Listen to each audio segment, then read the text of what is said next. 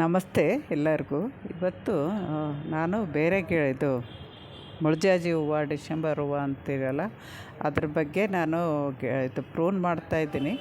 ರೀಪಾಟು ಮಾಡ್ತೀನಿ, ಒಂದು ಎರಡು ರೀಪಾಟ್ ಮಾಡೋದಾದರೆ ಮಾಡ್ತೀನಿ, ಇಲ್ಲಾಂದರೆ ಸ್ವಲ್ಪ ಮಣ್ಣು ಹೆಂಗೆ ಲೂಸ್ ಮಾಡಿ ಗೊಬ್ಬರ ಕೊಡಬೇಕು ಅಂದ್ಕೊಂಡಿದ್ದೀನಿ. ನೆನ್ನೆ ಬಿಸಿಲಿತ್ತಲ್ವ, ಮೊನ್ನೆ ಒಂದಿನ ಮಳೆ ಬರಲಿಲ್ಲ ಮಧ್ಯದಲ್ಲಿ, ಮಾಡಿದ್ದೀನಿ. ಅದನ್ನು ಹಂಗೆ ನಿಮ್ಮ ಜೊತೆ ಶೇರ್ ಮಾಡ್ತೀನಿ.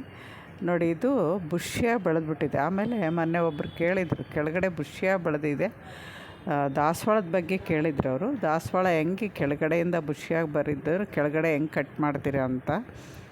ಅದೇ ಥರನೇ ಯಾವುದೇ ಗಿಡ ಆಗಲಿ ಈ ಥರ ಬುಷ್ಯಾಗಿ ಬಂದು ನೀವು ಮೇಲಕ್ಕೆ ಬೆಳಿಬೇಕು ಗಿಡ ಅಂದ್ಕೊಂಡಾಗ ಅದನ್ನು ಕೆಳಗಡೆಯಿಂದ ಯಾವ ಥರ ಕಟ್ ಮಾಡ್ತೀನಿ ಅಂತ ಈ ವಿಡಿಯೋದಲ್ಲಿ ತೋರಿಸ್ತೀನಿ. ನೋಡಿ, ಇದು ಬುಷ್ಯಾಗಿ ಬಂದಿದೆ.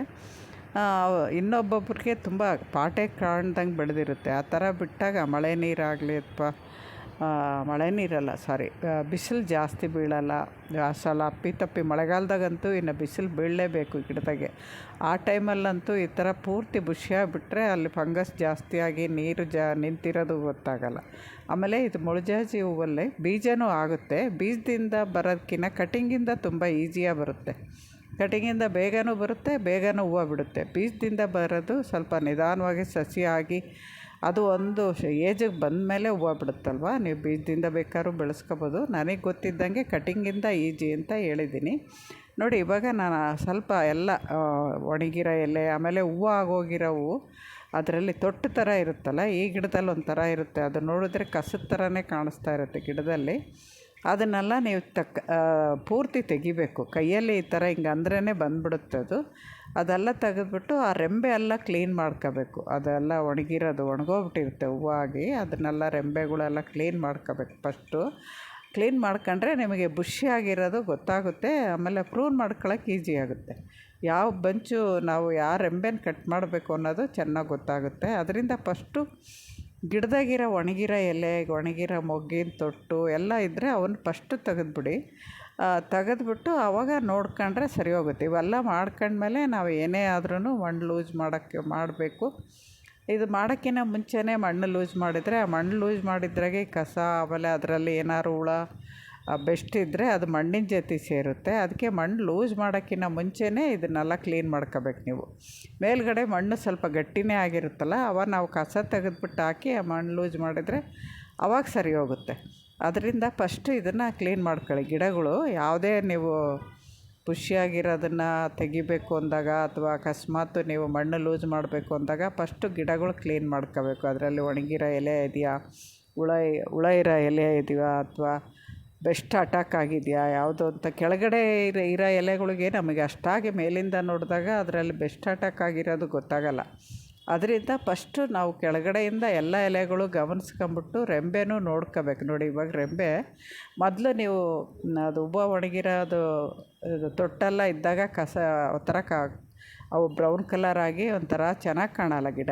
ಇವಾಗೆಲ್ಲ ತೆಗೆದ್ಮೇಲೆ ನೀಟಾಗಿ ಮುಂದ್ಗಡೆ ಚಿಗುರು ಮಾತ್ರ ಬಿಟ್ಟು ಎಲ್ಲ ತೆಗೆದಿದ್ದೀನಿ ನಾನು. ಆವಾಗ ನನಗೆ ಒಂದು 2-3 ಕಡೆ ಬೆಸ್ಟು ಅಟ್ಯಾಕ್ ಆಗಿದ್ದು ಗೊತ್ತಾಯಿತು. ಅಂಥ ಎಲೆ ಇದ್ದರೆ ಅದನ್ನು ತೆಗೆದುಬಿಡಬೇಕು. ಪೂರ್ತಿ ಹಿಂಗೆ ತೆಗೆದು ಗಿಡ ಕ್ಲೀನ್ ಮಾಡ್ಕೊಳ್ಳೋದೇ ತುಂಬ ಹೊತ್ತಾಗುತ್ತೆ. ಅಂದರೆ ತಾಳ್ಮೆಯಿಂದ ಮಾಡ್ಕೊಂಡ್ರೆ ನಮ್ಮ ಗಿಡಗಳು ಚೆನ್ನಾಗಿ ಬೆಳೆಯುತ್ತೆ. ಅದರಿಂದ ನೋಡಿ, ನಿಮಗೆ ಇದನ್ನು ಡೀಟೇಲಾಗಿ ತಿಳಿಸ್ತಾ ಇದ್ದೀನಿ. ಇದನ್ನು ಕಟಿಂಗಿಂದ ಬರೋದು ಈಸಿ, ಆದರೆ ನಾನು ಇದನ್ನು ರೀಪಾಟ್ ಮಾಡಿಲ್ಲ. ಆವಾಗ ಹೋದ ವರ್ಷ ಇಟ್ಟಿರೋದು ಅನಿಸುತ್ತೆ. ಅವರು ತಂದು ಕೊಟ್ಟಾಗ ಕಟಿಂಗು ನಾನು ಊರಿಗೋಗೋ ಅರ್ಜೆಂಟಲ್ಲಿದ್ದೆ ಹೋದ ವರ್ಷ. ಆವಾಗ ಅದರಲ್ಲೇ ಸಿಗಿಸಿ ಅದರಲ್ಲೇ ಚೆನ್ನಾಗಿ ಚಿಗುರಿ ಒಂದು ಸರಿ ಹೂವನೂ ಬಿಟ್ಬಿಡ್ತು. ಹೂವು 1-2 ಸರಿನೂ ಬಿಟ್ಟಿದೆ, ಜಾಸ್ತಿ ಹೂವು ಬಿಟ್ಟಿಲ್ಲ. ಅದಕ್ಕೆ ನೋಡೋಣ ಅಂತ ಇವತ್ತು ತೆಗಿತಾಯಿದ್ದೀನಿ. ತೆಗೆದ್ಬಿಟ್ಟು ಆಮೇಲೆ ಬುಷಿಯಾಗಿ ಬೇರೆ ಬೆಳೆದಿತ್ತಲ್ವ, ಅದನ್ನು ಸ್ವಲ್ಪ ಕಟ್ ಮಾಡೋಣ ಅಂತ ತೆಗಿತಾಯಿದ್ದೀನಿ. ನೋಡಿ, ಇವಾಗ ನಾನೆಲ್ಲ ತೆಗೆದಿದ್ದೀನಿ. ತೆಗೆದ್ಬಿಟ್ಟು ಇವಾಗ ನಾನು ಒಂದೊಂದೇ ಕೆಳಗಡೆ ಇರೋ ರೆಂಬೆಗಳು ಕಟ್ ಮಾಡ್ಕೊಂಡು ಹೋಗ್ತೀನಿ. ಅಂದ್ರೂ ಒಂದೊಂದು ನಮಗೆ ಕಾಣದೇ ಇರೋದು ಒಂದೊಂದು ಒಳಗಡೆ ಕಟ್ ಮಾಡಿದಾಗ ಈ ಥರ ಒಣಗಿರೋ ತೊಟ್ಟೆಲ್ಲ ಕಾಣುತ್ತೆ. ಆಮೇಲೆ ಒಳಗಡೆ ಹೋಗಿರೋಂಥ ಬ್ರಾಂಚಸ್ಸು ಸೈಡ್ ಬರೋವಲ್ಲ, ಖುಷಿಯಾಗಿ ಒಂದು ಶೇಪ್ ಗಿಡ ಮಾಡಬೇಕು ಅಂದಾಗ ಒಳಗಡೆ ಇರೋ ಬ್ರಾಂಚ್ ತೆಗೆದುಬಿಡಿ. ಒಳಗಡೆ ಇರೋ ಬ್ರಾಂಚ್ಗೆ ಜಾಸ್ತಿ ಬೆಸ್ಟ್ ಅಟ್ಯಾಕ್ ಆಗೋದು. ಅದರಲ್ಲಿ ಒಳಗಡೆ ನಮಗೆ ಕಾಣಿಸಲ್ವಲ್ಲ, ಅದರಿಂದ ಅವು ಫಸ್ಟು ಚಿಕ್ಕದಾಗಿರುತ್ತೆ. ಆಮೇಲೆ ಕೆಳಗಡೆ ಜಾಸ್ತಿ ಬ್ರಾಂಚಸ್ ಬಿಟ್ಟಷ್ಟು ಮೇಲ್ಗಡೆ ಎತ್ತರಕ್ಕೆ ಬೆಳೆಯಲ್ಲ. ನಾವು ಕೆಳಗಡೆಯಿಂದ ಕಟ್ ಮಾಡ್ಕೊಂಡು ಹೋದರೆ ಮೇಲೆ ಬೆಳೆಯೋಕ್ಕೆ ಅದಕ್ಕೆ ಇದಾಗೋಗುತ್ತೆ. ಅದರಿಂದ ನಾವು ಯಾವುದೇ ಗಿಡ ಆಗಲಿ ಒಂದು ಹೈಟಿಗೆ ಬೆಳೆಸ್ಬೇಕು ಅಂದಾಗ ಆ ಹೈಟ್ ಬರೋವರೆಗೂ ನಾವು ಕೆಳಗಡೆ ರೆಂಬೆ ಬರೋಕ್ಕೆ ಬಿಡಬಾರ್ದು. ಆವಾಗ ಗಿಡ ಹೈಟಾಗಿ ಬೆಳೆಯುತ್ತೆ. ನಿಮಗೆ ಇಲ್ಲ ಬುಷಿಯಾಗೇ ಬೆಳಿಬೇಕು, ನಮಗೆ ಪಾಟೆ ಮುಚ್ಕೊಂಡ್ರೂ ಪರವಾಗಿಲ್ಲ ಅಂದರೆ ನೀವು ಕೆಳಗಡೆ ರೆಂಬೆಗಳು ಕಟ್ ಮಾಡಬೇಡಿ. ಒಣಗಿರೋ ಎಲೆ ತೊಟ್ಟು ಎಲ್ಲ ತೆಗೆದ್ಬಿಟ್ಟು ಆಗಾಗ ಗಮನಿಸ್ಕೊಂಡು ಮಣ್ಣು ಲೂಸ್ ಮಾಡಬೇಕು. ಅದು ತುಂಬ ಕಷ್ಟ ಅನಿಸುತ್ತೆ. ನಾನು ಅದಕ್ಕೆ ಯಾವಾಗಲೂ ಕೆಳಗಡೆ ರೆಂಬೆ ಜಾಸ್ತಿ ಬಿಡಲ್ಲ, ಮೇಲ್ಗಡೆವೇ ಬಿಡ್ತೀನಿ. ನೋಡೋಕ್ಕೂ ಹೈಟ್ ಕಾಣುತ್ತೆ ಗಿಡ.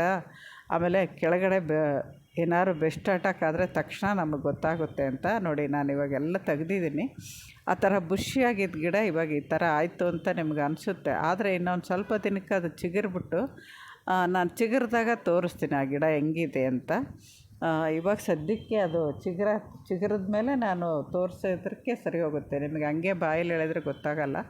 ಅದರಿಂದ ಚಿಗುರಿದ ಮೇಲೆ ತೋರಿಸ್ತೀನಿ. ನಾನು ನೋಡಿ ಯಾವ್ಯಾವ ಬೇಕೋ ಅವನ್ನ ಮಾತ್ರ ರೆಂಬೆಗಳು ಇಟ್ಕೊಂಬಿಟ್ಟು ನಾನು ಈ ಥರ ಕಟ್ಟಕ್ಕೆ ಬರೋಂಗೆ ಒಂದು ದಾರ ಹಾಕಿ ಚೆನ್ನಾಗಿ ಬಿಗಿಯಾಗಿ ಕಟ್ತೀನಿ. ಯಾಕೆಂದರೆ ಮೇಲೆ ಹೈಟಿಗೆ ಬೆಳಿಬೇಕು. ಆವಾಗ ನಮಗೆ ಈ ಥರ ಕಟ್ಟಿದಾಗ ಇನ್ನೂ ಒಂದೊಂದು ರೆಂಬೆ ನಮಗೆ ಬೇಡ ಅನ್ನಿಸ್ದಾಗ ಮತ್ತೆ ಕಟ್ ಮಾಡ್ಕೊಬೋದು. ಈ ಥರ ಮಾಡ್ಕೊಂಡು ನೀವು ಕೆಳಗಡೆ ಮಣ್ಣಿಗೆ ಗಾಳಿ ಬಿಸಿಲು ಬೀಳಂಗೆ, ಇವಾಗ ಮಳೆಗಾಲದಾಗ ಗಾಳಿ ಬರಬೇಕು, ಬೇಸಿಗೆಗಾಲದಾಗ ಬಿಸಿಲೂ ಬೀಳಬೇಕು ಮಣ್ಣಿಗೆ. ಅದರಿಂದ ನೋಡಿ ನಾನು ಅಲ್ಲಿ ಕೆಳಗಡೆ ಅದು ಕಾಣಿಸ್ಲೇ ಇಲ್ಲ ಕ್ಲೀನ್ ಮಾಡ್ಬೇಕಾರೆ. ಇವಾಗ ಒಣಗಿದ್ದು ಕಾಣಿಸ್ತದು, ಅದನ್ನು ಕಟ್ ಮಾಡಿದೆ. ಈ ಥರ ಮಾಡ್ಕೊಂಡ್ರೆ ಯಾವುದೇ ಗಿಡ ಆಗಲಿ ಚೆನ್ನಾಗಿ ಬೆಳೆಯುತ್ತೆ. ಕಟ್ ಮಾಡಿ ಪ್ರೂನ್ ಮಾಡಿದಾಗ ಗಿಡ ಬೋಡು ಅನಿಸುತ್ತೆ. ಇನ್ನು ಸ್ವಲ್ಪ ದಿನಕ್ಕೆ ಅದು 1 to ಡಬಲ್ ಚಿಗುರ್ಬಿಟ್ಟು ನೋಡೋಕ್ಕೆ ಚೆನ್ನಾಗಿ ಕಾಣುತ್ತೆ. ಈ ಥರ ಮಾಡ್ಕೊಬೋದು. ಈ ಥರ ಮಾಡ್ಕೊಂಡು ಮಣ್ಣನ್ನು ಲೂಸ್ ಮಾಡ್ಕೊಂಡು ಒಂಚೂರು ಗೊಬ್ಬರ ಕೊಟ್ಟರೆ ಅದು ಮತ್ತೆ ಚಿಗುರ್ಬಿಟ್ಟು ಹೂವು ಬಿಡೋಕ್ಕೆ ಸರಿ ಹೋಗುತ್ತೆ. ಅದರಿಂದ ನಾನು ಹೇಳ್ತಾಯಿದ್ದೀನಿ. ಅವ್ರು ಕೇಳಿದ್ರಲ್ಲ ಅಂತ ಇದು ಹೆಂಗೋ ಕೆಲಸ ಮಾಡ್ತಿದ್ದೆ, ಅದ್ರ ಬಗ್ಗೆನೂ ತೋರಿಸಿದ್ದೀನಿ ನಿಮಗೆ. ನೋಡಿ ಇವೆಲ್ಲ ಆದಮೇಲೆ ನಾನು ಅದ್ರಾಗ ಬಿದ್ದಿರೋದು ಎಲ್ಲ ಎಲೆ ಕಸ ಎಲ್ಲ ತೆಗೆದಾದ್ಮೇಲೆ ಮಣ್ಣು ಲೂಸ್ ಮಾಡ್ಕೊತೀನಿ. ಫಸ್ಟೇ ಮಣ್ಣು ಲೂಸ್ ಮಾಡ್ಕೊಂಬಿಟ್ರೆ ಅಪ್ಪಿತಪ್ಪಿ ಅದರಲ್ಲಿ ಏನಾದ್ರು ಬೆಸ್ಟ್ ಅಟ್ಯಾಕ್ ಆಗಿರೋದು ಎಲೆ ಏನಾದ್ರು ಒಳಗಡೆ ಹೋದರೆ ಮತ್ತೆ ಜಾಸ್ತಿ ಆಗುತ್ತೆ. ಅದರಿಂದ ಫಸ್ಟ್ ಗಿಡ ಕ್ಲೀನ್ ಮಾಡ್ಕೊಂಡು ಈ ಥರ ಮಣ್ಣು ಲೂಸ್ ಮಾಡ್ಕೊಳ್ಳಿ. ಇದರಲ್ಲಿ ಮಣ್ಣು ಹಸಿ ಇದೆ ಅನಿಸುತ್ತು, ಬೇರು ಅಷ್ಟು ರೂಟ್ ಬೌಂಡ್ ಆಗಿಲ್ಲ ಅನ್ನಿಸ್ತು ನನಗೆ. ಅದಕ್ಕೆ ಮಣ್ಣು ಲೂಸ್ ಮಾಡಿ ಸ್ವಲ್ಪ ಮಣ್ಣು ತೆಗಿತೀನಿ ಮೇಲ್ಗಡೆ ಮಣ್ಣು ತೆಗೆದು ಸ್ವಲ್ಪ ಗೊಬ್ಬರ ಕೊಟ್ಟು ಮತ್ತೆ ಮೇಲೆ ಮಣ್ಣು ಹಾಕ್ತೀನಿ. ಆವಾಗ ಆ ಥರನೂ ಮಾಡ್ಬೋದು. ಅಕಸ್ಮಾತ್ ರೀಪಾಟ್ ಮಾಡೋಕ್ಕಾಗಿಲ್ಲ ನಿಮಗೆ ಅಂದರೆ ಈ ಥರ ಒಂದು ಅರ್ಧ ಮಣ್ಣು ತೆಗೆದ್ಬಿಟ್ಟು ಒಂದು 2-3 ಇಂಚು ಮಣ್ಣು ತೆಗೆದು ಮತ್ತೆ ಗೊಬ್ಬರ ಕೊಟ್ಟು ಮತ್ತೆ ಹಾಕ್ಕೊಬೋದು. ಆ ಥರ ಮಾಡ್ಬೋದು. ನೋಡಿ ಎಲ್ಲ ಮಾಡ್ತಾ ಕೆಳಗಡೆ ರೆಂಬೆಗಳು ವೇಸ್ಟ್ ಅನ್ನಿಸ್ತು ನನಗೆ. ಆ ಥರ ಚಿಕ್ಕವು ಎಲ್ಲ ಅವು ಹಂಗೆ ಬಿಟ್ಟರೆ ಅಲ್ಲಿಂದ ಮತ್ತೆ ಚಿಗುರು ಬರುತ್ತೆ. ಅದಕ್ಕೆ ನಾನು ಆ ಥರ ಕಟ್ ಮಾಡ್ತಾಯಿದ್ದೀನಿ. ಗಿಡ ಜಾಸ್ತಿ ದೊಡ್ಡದಾಗಿ ಬೆಳೆದಾಗ ಈ ಥರ ಆಗುತ್ತೆ. ನನಗೆ ಒಂದೇ ಆ ರೆಂಬೆಯಿಂದ ಮೇಲ್ಗಡೆ ಹೋಗೋ ಕಡ್ಡಿ ಮಾತ್ರ ಬೇಕು. ಅದಕ್ಕೆ ಸೈಡ್ ಬ್ರಾಂಚಸ್ ಎಲ್ಲ ನಾನು ಚಿಕ್ಕದಾಗಿದ್ರೂ ಬಿಡಲ್ಲ, ಅದನ್ನು ಆ ಥರ ಕಟ್ ಮಾಡ್ತೀನಿ. ನಿಮಗೆ ಬುಷಿ ಆಗಬೇಕು ಅಂದರೆ ಅದೇ ಥರ ಬಿಟ್ಕೊಳ್ಳಿ. ಇಲ್ಲ ನಮಗೆ ಕೆಳಗಡೆ ಬುಷಿ ಬೇಡ, ಮೇಲ್ಗಡೆನೇ ಚೆನ್ನಾಗಿ ಕಾಣಬೇಕು ಅಂದರೆ ಇವಾಗ ನಾನು ಮಾಡ್ದಂಗೆ ಮಾಡಿದ್ರೆ ಸರಿ ಹೋಗುತ್ತೆ.